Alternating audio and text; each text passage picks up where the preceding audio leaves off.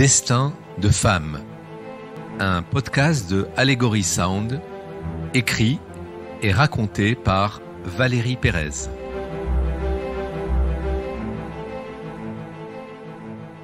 Je m'appelle Saria, j'ai 28 ans. Tous les matins, je me réveille à 5 heures, je m'installe sur mon balcon et je pleure en me souvenant de ma vie d'avant.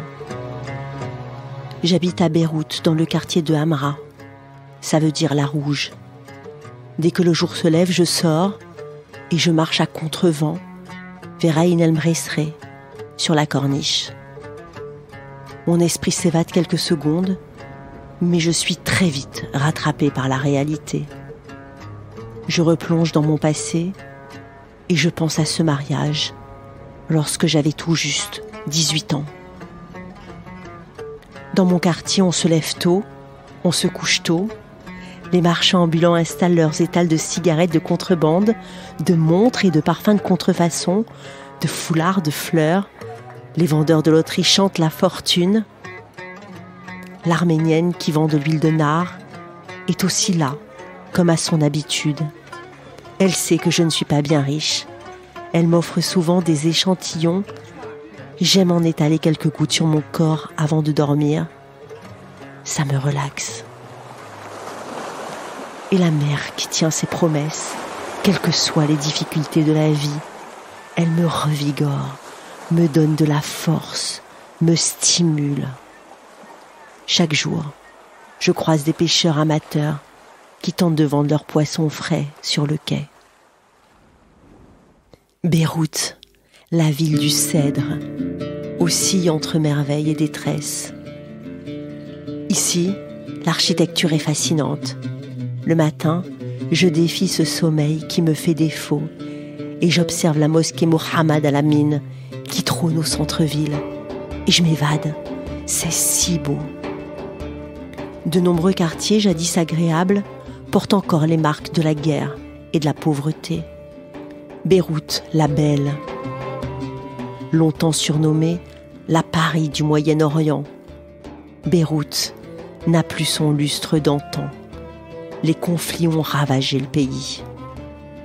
Je m'assois seule dans la rue Arménia et je pense à tous ceux qui font la fête dans les bars et les restaurants qui pullulent.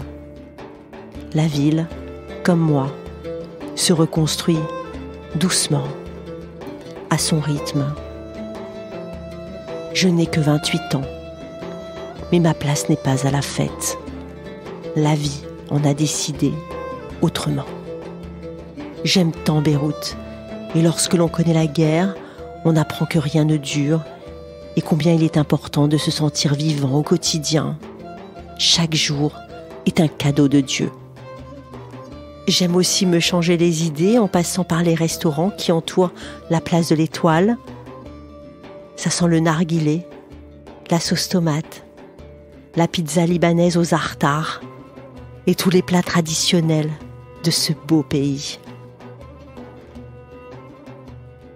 Mon esprit s'évade et j'oublie, l'espace de quelques instants qu'au Liban, les femmes n'ont quasiment aucun droit. Mes parents viennent d'une famille traditionnaliste. C'est eux qui m'ont choisi mon mari. Les deux familles se connaissent bien. Nous habitions dans le même quartier, même pas à 300 mètres les uns des autres. Je connaissais bien Ahmad. Enfant, nous jouions ensemble dans notre rue. Lorsque mes parents m'ont annoncé que c'était lui que je devais épouser, j'étais heureuse de le connaître déjà et j'imaginais une vie tranquille, entourée de mon mari et de mes enfants. Le mariage a été très festif. J'étais tellement belle. Au Liban, les femmes sont réputées pour prendre soin d'elles. Dans cette ville détruite, les femmes sont coquettes et les coiffeurs sont toujours pleins. Pour mon mariage, j'ai été chez Michel, le meilleur de la ville. Il m'a transformée en reine. Je regarde souvent les photos de mon mariage. Cette journée était un rêve. Ces célébrations occupent une place centrale dans la vie libanaise. Chaque parent souhaite voir son fils ou sa fille se marier. Car à l'image de nombreux pays arabes, les Libanais non mariés ne peuvent prétendre à vivre ensemble et encore moins à avoir des enfants. Le mariage constitue donc une tradition hautement sacrée au Liban, et ce, depuis plusieurs générations. À Beyrouth, il n'y a pas de faire-part pour les mariages. Tout le monde vient, sans invitation, pour féliciter les mariés. C'est une vraie fête, et tout le monde participe. Chacun ramène des gâteaux, des plats traditionnels. La préparation de la mariée a une valeur symbolique. Chacun veut vivre ce moment. Lorsque je me suis mariée, je croyais au prince charmant. J'étais pleine de rêves d'enfant. Très vite, je suis tombée enceinte. Difficile d'attendre un enfant si jeune. Les mois sont passés, lentement. De la belle jeune fille que j'étais, je suis devenue une mère au foyer, ayant même du mal quelquefois à me déplacer. Mon mari rentrait de plus en plus tard, on se croisait, il partait tôt et il revenait tard. Et puis, mon fils est arrivé, un si grand bonheur. Me voici maman. J'aime le bercer, l'avoir dans les bras. J'aime le sentir, cet enfant, c'est un peu la prolongation de moi-même.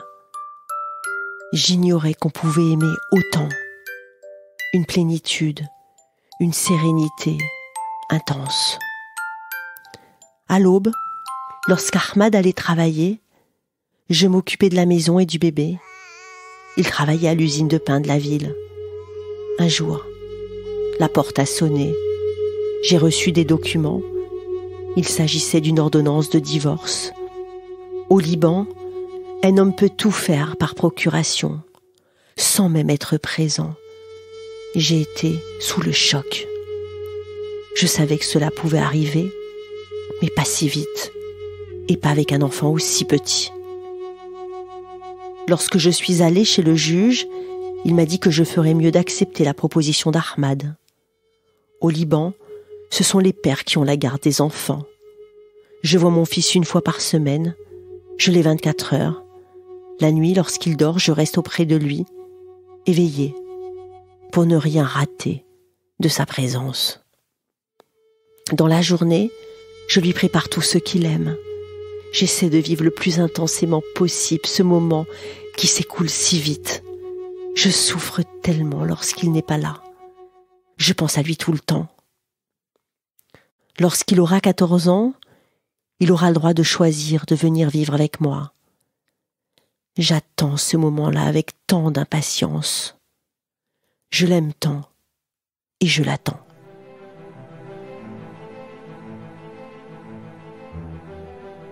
C'était Destin de femme, un podcast de Valérie Pérez pour Allegory Sound.